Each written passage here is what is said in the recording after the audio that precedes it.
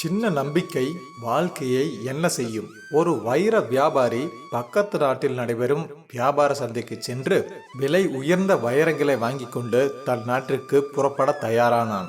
செல்லும் வழியெல்லாம் பாலைவனம் என்பதால் தேவையான அளவு உணவும் கொஞ்சம் அதிக அளவில் தண்ணீரை எடுத்துக்கொண்டு பயணம் செய்து கொண்டிருந்தான்.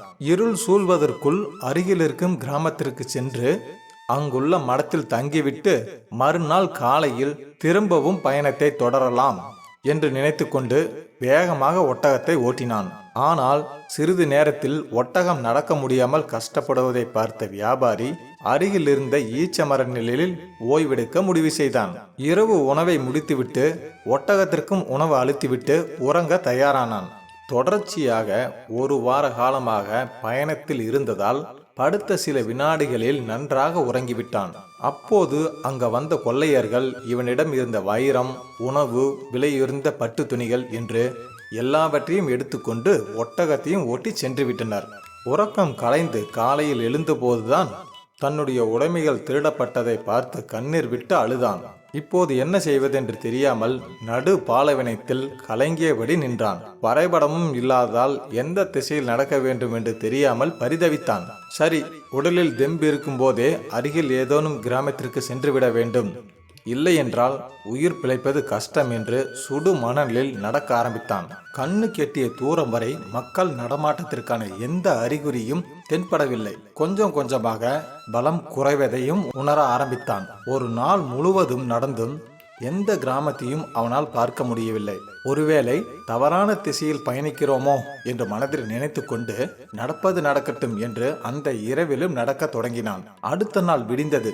உடலில் இருந்து மொத்த பலமும் குறைந்து நடக்க முடியாமல் தள்ளாடினான். குடிப்பதற்கு ஒரு வாய் நீர் கிடைத்தாலும் போதுமே என்று இறைவனை பார்த்து புலம்ப ஆரம்பித்தான். அப்போது கொஞ்ச தூரத்தில் ஒரு குடிசை போல் இருப்பதை கண்டவன் மனதிற்குள் ஒரு சிறு நம்பிக்கையுடன் அந்த குடிசையை நோக்கி நடந்து சென்றான். குடிசைக்கு வந்து பார்த்தால் அங்கு யாருமே இல்லை. இனி தன் மரணத்தை யாராலும் தடுக்க முடியாது என்று தலையில் கை வைத்து உட்கார்ந்து விட்டான். அப்போது அந்த குடிசையின் ஓரத்தில் ஒரு பை இருப்பதை பார்த்தான்.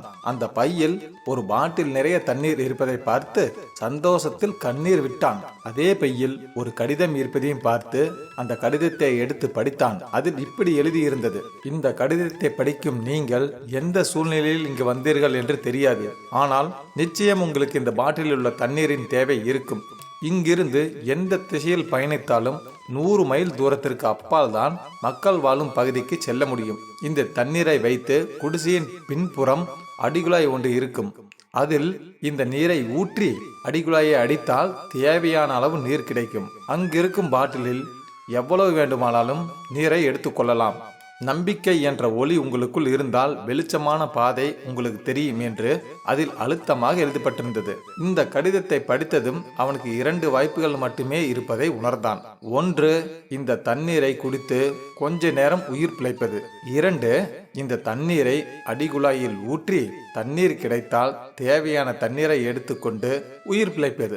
ஆனால் ஒருவேளை தண்ணீர் வரவில்லை என்றால் அந்த கொஞ்ச நேரம் என்பது இன்னும் விரைவாக தன்னுயிர் போய்விடும் என்பதையும் யோசித்தான். பிறகு தீர்க்கமான ஒரு முடிவெடுத்தான். இந்த நீரை குடித்துவிட்டு 100 மைல் தூரத்தை கடப்பது என்பது முடியாத காரியம்.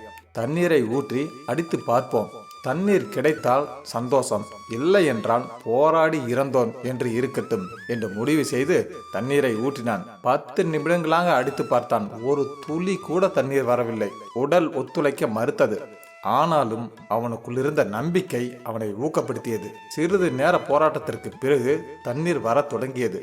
தண்ணீர் வந்ததும் தாகம் தீர குடித்துவிட்டு தேவையான அளவு தண்ணீரை எடுத்துக்கொண்டு அந்த பாட்டிலில் தண்ணீரை நிரப்பி குடிசையில் அதே இடத்தில் வைத்துவிட்டு அந்த கடிதத்தில் இருந்த நம்பிக்கை என்ற ஒளி உங்களுக்குள் இருந்தால் வெளிச்சமான பாதை உங்களுக்கு தெரியும் என்ற வாசகத்தை அழுத்தமாக எழுதிவிட்டு நடக்க ஆரம்பித்தான்.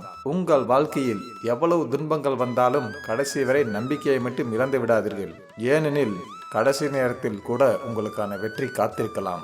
இந்த வீடியோவை இவ்வளோ நேரம் நீங்கள் பார்த்துருந்தீங்கன்னா கண்டிப்பாக இந்த வீடியோ உங்களுக்கு பிடிச்சிருக்குன்னு நினைக்கிறேன். அதனால் மறக்காமல் லைக் பண்ணிடுங்க. புதுசாக நம்ம சேனலுக்கு வந்தவங்க சேனலை சப்ஸ்கிரைப் பண்ணி அந்த பெல் பட்டனை ஆள்னு மாற்றிக்கங்க. அப்போ தான் நம்ம போடக்கூடிய ஒவ்வொரு வீடியோ உங்களுக்கு உடனே வரும். இந்த வீடியோ யார் யாருக்கெல்லாம் பிடிக்குன்னு நினைக்கிறீங்களோ அவங்களுக்கெல்லாம் ஷேர் பண்ணுங்கள். குறிப்பாக உங்கள் ஃப்ரெண்ட்ஸ் அண்ட் ஃபேமிலிக்கு இந்த வீடியோ பற்றி உங்களது மேலான கருத்துக்களை கமெண்ட் பாக்ஸில் கமெண்ட் பண்ணுங்கள். அடுத்து ஒரு நல்ல வீடியோவில் சந்திக்கலாம். நன்றி நண்பர்களே.